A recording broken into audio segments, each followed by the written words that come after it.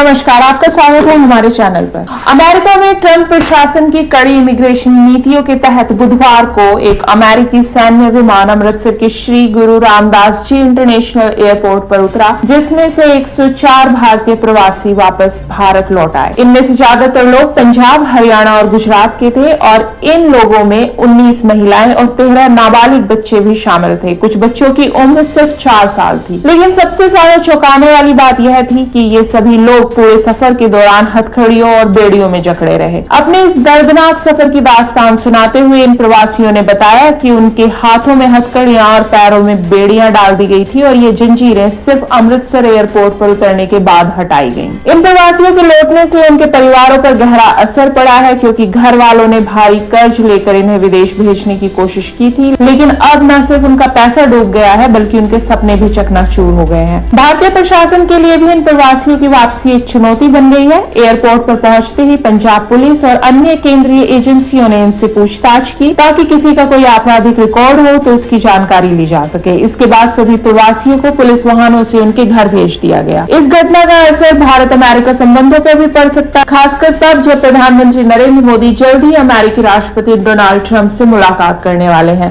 Reports के मुताबिक America से कुल 18,000 भारतीय प्रवासियों को वापस भेजने की योजना बनाई गई है, जो कि भारत सरकार के लिए एक काफी बड़ी चुनौती बन सकता है। कांग्रेस पार्टी ने इस पूरे मामले पर कड़ा ऐतराज जताया है। कांग्रेस के प्रवक्ता पवन खेड़ा ने इस घटना की तुलना कांग्रेस पार्टी ने प्रवासियों के हथकड़ियों में जकड़े हुए लौटने पर कड़ा ऐतराज जताया है। कांग्रेस प्रवक्ता पवन खेड़ा ने इस घटना की तुलना 2013 के देवयानी खोब्रागड़े मामले से की है, जब अमेरिका ने भारतीय राजनयिक को गिरफ्तार कर लिया था। कांग्रेस के मीडिया और प्रचार विभाग अध्यक्ष पवन खेड़ा ने अमेरिका से 104 भारतीय प्रवासियों को हथकड़ियों और बेड़ियों में वापस भेजने की घटना पर गहरा दुख जताया है। उन्होंने इसे भारत के लिए अपमानजनक बताया है और 2013 में भारतीय राजनयिक देवयानी खोब्रागड़े के साथ हुए अपमानजनक व्यवहार का भी याद दिलाया है। खेड़ा ने कहा कि तत्कालीन यूपीए सरकार ने इस पर कड़ी प्रतिक्रिया दी थी। उस समय की विदेश सचिव सुजाता सिंह ने अमेरिकी राजदूत नैन्सी पॉवेल से सख्त विरोध दर्ज कराया था। मीरा कुमार, सुशील कुमार शिंदे और राहुल गांधी समेत बड़े नेताओं ने भारतीय दौरे पर आए अमेरिकी संसदीय प्रतिनिधि मंडल से मिलने से इनकार कर दिया था। तत्कालीन प्रधानमंत्री मनमोहन सिंह ने इस घटना को निंदनीय बताया था। भारत ने बदले में अमेरिकी दूतावास को दी जाने वाली कई सुविधाएं वापस ले ली थी, जिसमें सस्ते दामों पर खाना और शराब आयात की अनुमति शामिल थी। इसके अलावा भारतीय आयकर विभाग ने अमेरिकी दूतावास स्कूलों की भी जाँच शुरू कर दी थी।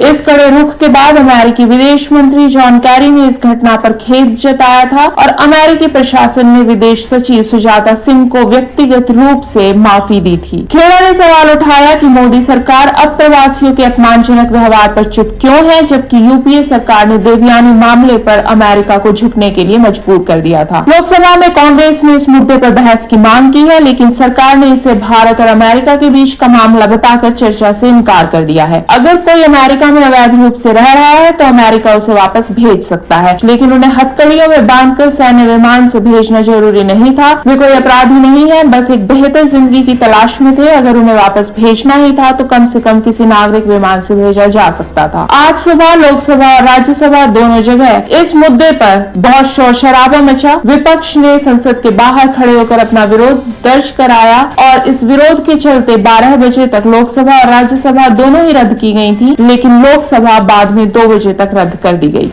विपक्षी सांसदों के कड़े विरोध के बाद विदेश मंत्री एस जयशंकर ने राज्यसभा में अमेरिका द्वारा भारतीयों को डिपोर्टेशन पर बयान दिया है। उन्होंने कहा है कि यह कोई नई बात नहीं है बल्कि सालों से जारी है। 2012 में 530 भारतीयों को निकाला गया था, जबकि 2019 में यह संख्या 2000 से ज्यादा हो गई थी। उन्होंने कहा कि गैर कानूनी तरीके से विदेश जाने को रोकना जरूरी है और भारत अमेरिका से यही सुनिश्चित करने की बात कर रहा है कि डिपोर्ट किए गए लोगों के साथ सम्मानजनक व्यवहार हो। उन्होंने यह भी साफ किया गया महिला और बच्चों को जंजीरों में नहीं बांधा गया था और भोजन और मेडिकल की सहायता जिसको जरूरत थी उसे दी गई थी। लेकिन कांग्रेस, तृणमूल, आम आदमी पार्टी और कई विपक्षी दलों ने सरकार पर जमकर निशाना साधा। टीएमसी सांसद साकेत गोखले ने सवाल किया कि जब कोलंबिया जैसे देश अपने नागरिकों के लिए खुद विमान भेज सकते हैं तो भारत क्यों नहीं। उन्होंने कहा कि भारत दुनिया की 5वीं सबसे बड़ी अर्थव्यवस्था है, फिर भी उसके नागरिकों को शिकंजों में बांधकर भेजा गया। सोशल मीडिया पर आए वीडियो में भारतीयों को हथकड़ियों में जकड़कर मिलिट्री विमान विमान में बैठते हुए दिखाया गया है। भारत से अवैध रूप में अमेरिका जाने वाले लोगों की संख्या लगातार बढ़ रही है, खासकर पंजाब, हरियाणा और गुजरात से। लोग बेहतर रोजगार और बेहतर भविष्य की उम्मीद में खतरनाक रास्ते अपनाते हुए अमेरिका जाते हैं और कई लोग तो रास्ते में जान भी गंवा बैठते हैं। अमेरिका और कनाडा जैसे देशों में अब इमिग्रेशन नियम और भी कड़े हो रहे हैं, जिसके तहत ज्यादा से ज्यादा लोग वापस भेजे जा रहे हैं। 2024 में ही बाइडेन प्रशासन के तहत 1100 से ज्यादा भारतीय प्रवासियों को अमेरिका वापस भेजा गया और अब ट्रंप प्रशासन की वापसी के बाद यह सख्ती और भी बढ़ गई है। हालांकि एक्सपर्ट्स का मानना है कि किसी भी देश को अपने इमिग्रेशन नियम लागू करने का अधिकार है, लेकिन निर्वासित लोगों के साथ मानवीय व्यवहार होना चाहिए। अमेरिका से 104 भारतीय प्रवासियों का सामूहिक निर्वासन इमिग्रेशन नीति की सख्ती को दर्शाता है। अवैध तरीके से दूसरे देश में प्रवेश करना कानूनन अपराध है, लेकिन जिस अमानवीय तरीके से इन प्रवासियों को वापस भेजा गया है, हथकड़ियों में जकड़कर और एक मिलिट्री